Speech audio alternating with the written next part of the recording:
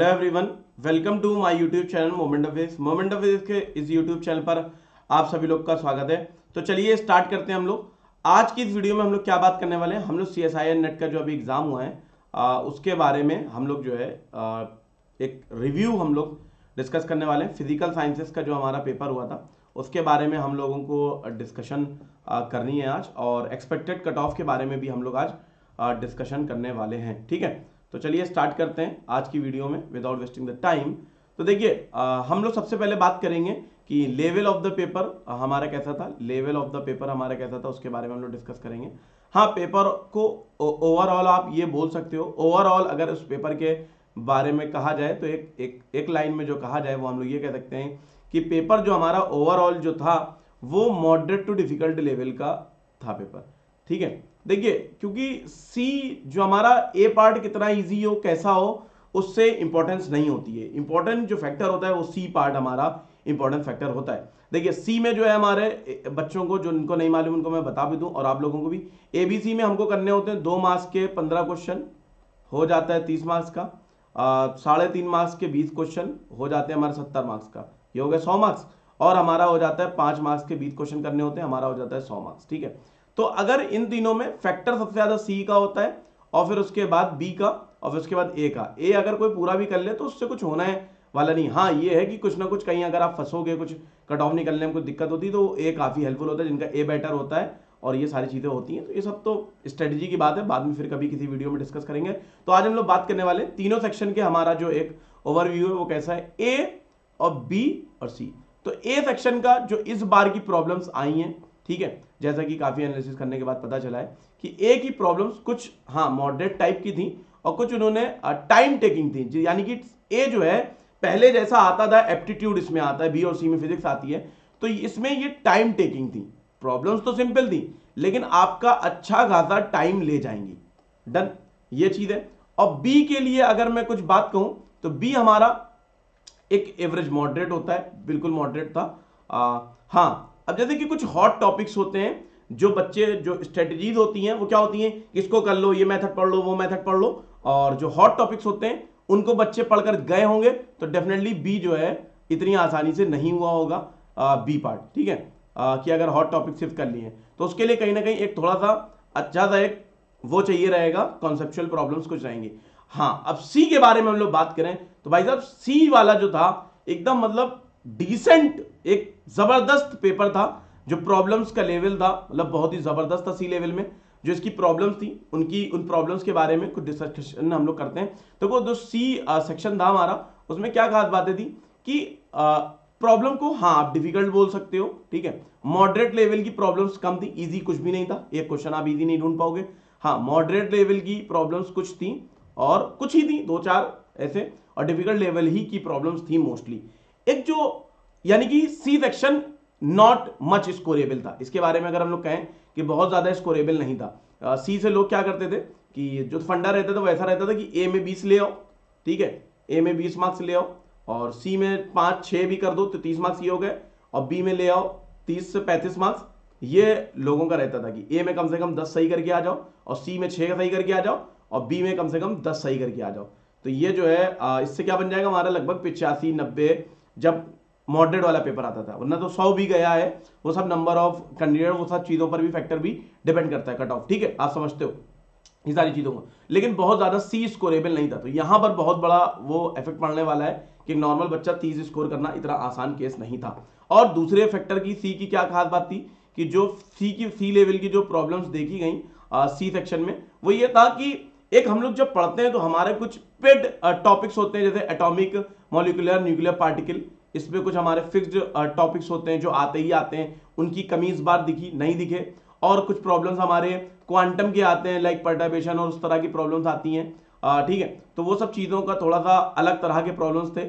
और अगर आप देखोगे हर टॉपिक पूरा ओवरऑल अगर हम सी सेक्शन की बात करें उसको स्कोर करना आसान नहीं था। और इसमें थोड़ा सा क्या था कि एक कॉन्सेप्चुअल क्वेश्चन ज्यादा थे रेदर देन कि जो है आपको अगर सिर्फ जो है मतलब ऐसे जैसे कि कोचिंग का, बेसिकली अगर आपने किसी कोई कोचिंग करी है तो मेरे हिसाब से कोचिंग का जो एक फिक्स पैटर्न होता है तो उसके हिसाब से स्कोर कर पाना थोड़ा सा मुश्किल मुझको लगा। जिसका बहुत अच्छा कॉन्सेप्ट हो, कॉन्सेप्ट बहुत अच्छा बनता है जब आप खुद से बुक से चीज़ों को पढ़ोगे, तभी आपको कॉन्सेप्ट बढ़ेगा। टीचर आपको जो कोचिंग का एक कोचिंग इंडस्ट्री का जो अपना पैटर्न है वही पीवाईक्यूज मोड करा दिए, कुछ उससे मिलते जुलते प्रॉब्लम्स करा दिए, असाइनमेंट करा दिया, कुछ फॉर्मूला वगैरह बता दिया, ट्रिक बता दी, that is coaching, that is ठीक है, वो बता देते हैं। तो अभी तक निकल आता था, लेकिन जो इस बार का पेपर था सी सेक्शन की, I am talking about specifically the C section, वो इतना अलग था। उसकी प्रॉब्लम्स में आपको थोड़ा सा कॉन्सेप्चुअली सोचना पड़ेगा और एनालिटिकल अप्रोच भी लगानी पड़ेगी। सी में इस तरह के क्वेश्चन कम होते थे जिनको आप लॉजिक से कर सको, यानी कि ए और सी सेक्शन को अगर आप देखोगे, ए हमारा पूरा एप्टीट्यूड था, तो सी सेक्शन में उन्होंने क्या करा, फिजिक्स का सी सेक्शन के बारे में अगर मैं एक बात बोलूं तो मैं ये बोल सकता हूं, सी जो हमारा है वो फिजिक्स का एप्टीट्यूड था। बेसिकली उसमें जनरल एप्टीट्यूड होता है, ये फिजिक्स का इसको एप्टीट्यूड बोल सकते हो कि फिजिक्स के कंसेप्चुअल प्रॉब्लम्स आई थी कि आपको सोचना पड़ेगा, बहुत सारे लॉजिक्स वर्क करेंगे, यानी कि सिर्फ फॉर्मूला से काम चलने वाला नहीं है, सिर्फ फॉर्मूला थ्योरी कोई पढ़ के आ जाए, न्यूमेरिकल लगा के आ जाए, उससे काम चलने वाला नहीं है। एक लॉजिकल अप्रोच, एक लॉजिकल थिंकिंग भी उसमें होनी चाहिए, ठीक है। तो ये सारी बातें जो है इस पेपर के बारे में थी। और एक इसके बाद एक ओवरऑल मॉडरेट टू डिफिकल्ट हम लोग कह सकते हैं। हाँ, उसके साथ साथ ये जो पेपर था ये टाइम टेकिंग बहुत था, और इसमें किस तरह के आप प्रॉब्लम्स को चूज कर रहे हो, कौन से प्रॉब्लम्स को आप कर रहे हो। आपने ए में टाइम, तो ए ने भी टाइम खाया होगा। अब जो बच्चे ए में स्टक हो गए होंगे तो उन्होंने सी में, बी सी में कवर करने की कोशिश करी होगी, और बी और सी के भी इतनी आसानी से क्वेश्चंस हो नहीं पा रहे थे बच्चों से, ठीक है। तो ये पूरा एक ओवरऑल मैंने व्यू बता दिया है ए, बी और सी सेक्शन का, ठीक है। और हो सकता है मैं अब जो मुझको फीडबैक मिला उस हिसाब से मैं आप लोगों के लिए रिव्यू लेकर आया हूं, तो ये चेंज हो सकता है। एग्जाम का क्वेश्चन पेपर आएगा तो वी कैन एग्जैक्टली से कि हाँ ये कैसा था क्या। अभी ये एक काइंड ऑफ मेमोरी बेस्ड हम लोगों ने एक एनालिसिस कर रहे हैं कि हाँ भाई कैसा पेपर था, किस तरह का चीज़ें सिनेरियो थी। तो मेरे हिसाब से ये सारी चीज़ें हैं, और टाइम टेकिंग और मॉडरेट टू डिफिकल्ट है। सी सेक्शन सरप्राइजिंग था इस बार, और कोचिंग वाले बच्चों का ये मैंने पॉइंट बताया। और बी वाला okay okay, like IT jam type something जैसा होता है वैसा ही था, और थोड़ा सा हाँ टाइम टेकिंग था, और ओके ओके था, मतलब जैसा रहता है वैसा ही रहता, मतलब सी में, बी सेक्शन में कोई इतना सरप्राइजिंग नहीं था, जैसे होना चाहिए वैसे ही जो है था, ठीक है। तो ये सारी बातें हो गई। अब इसके बाद मैं बताना चाहता हूं कि जेआरएफ के लिए मैं सबसे पहले जेआरएफ के लिए बताऊं, ठीक है। जेआरएफ के लिए मैं कट ऑफ्स बताऊं, ये एक्सपेक्टेड है, ये डिफर कर सकता है, और इसको कोई 100% ट्रू नहीं मानना है। तो ये एक रफ आइडिया के लिए मैं आप लोगों को बता रहा हूँ, क्योंकि काफ़ी बच्चों के जो है मैसेजेस आते हैं, क्योंकि मैं नेट और गेट के बच्चों को मेंट आउट करता हूँ, पढ़ाता हूँ, तो उस हिसाब से बच्चे काफ़ी रिक्वेस्ट कर रहे थे, तो मैंने कहा चलो ठीक है एक वीडियो बनाते हैं आप लोगों के लिए रिक्वेस्ट पर, ठीक है, डन।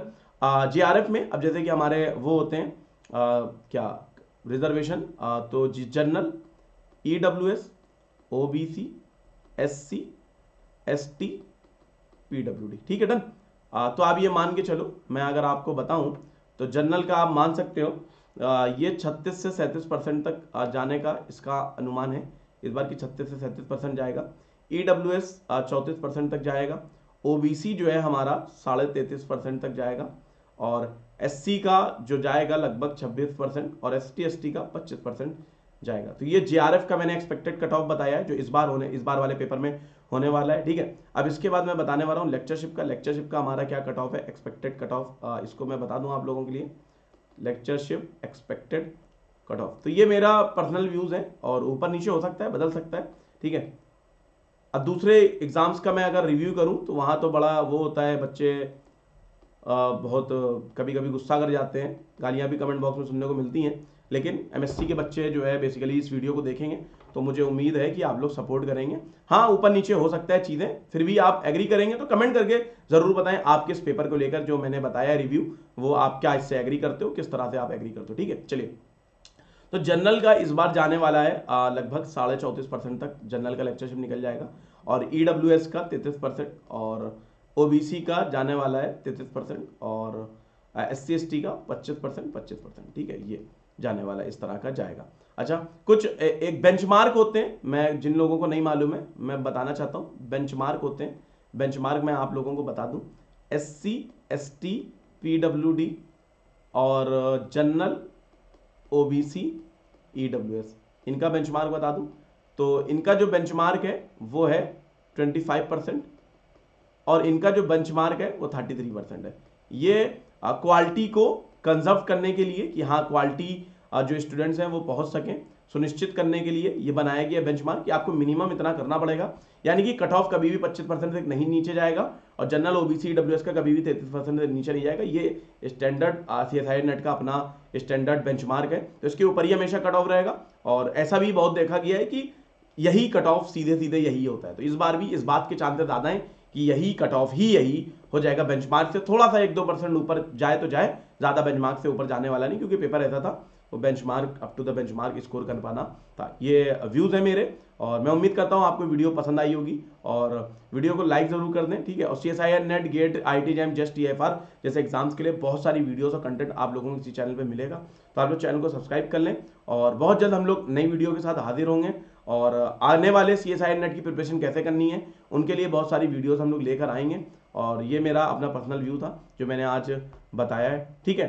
तो हो सकता है एक बात मैंने बोली थी, वो हो सकता है किसी को ना एग्री करता होगी, लाइक मैंने कोचिंग वाली कोई बच्चा आगे कहे कि मैंने तो कोचिंग करी हो, मैं पेपर कर ले गया, दैट इज यू, आप अच्छा कर रहे हो। Here I am talking about the general, हर कोचिंग का बच्चा अच्छा नहीं कर पाया होगा, कोचिंग का जो मैं खुद, क्योंकि कोचिंग इंडस्ट्री थी, मैं खुद टीचर हूँ, पढ़ाता हूँ, तो आई नो बहुत सारी चीज़ें मैं जानता हूँ बैकएंड की जो आप नहीं जानते हो ऐसे कोचिंग इंडस्ट्री के बारे में। तो आई नो कि जो है थोड़ी सी प्रॉब्लम हुई होगी, क्योंकि कोचिंग का जो कॉन्सेप्ट जिस तरह से वो लेके चलते हैं, तो उस हिसाब से स्कोर कर पाना इन पेपर्स में थोड़ा सा डिफिकल्ट था कहीं ना कहीं, ठीक है। तो इन्हीं बातों के साथ हम लोग विदाई लेते हैं, और बहुत जल्द नेक्स्ट वीडियो हम लोग लाएंगे। चैनल को सब्सक्राइब कर दें, और वीडियो को अगर अभी तक लाइक नहीं करा है लाइक कर दें, ठीक है। और मुझको कांटेक्ट करने के लिए मैंने अब स्लाइड 1 में दे रखी थी डिटेल, तो आप लोग यहाँ पर देख सकते हो मुझको कांटेक्ट करने के लिए, ठीक है। तो चलते हैं हम लोग, bye everyone, take care, thank you, जय फिजिक्स।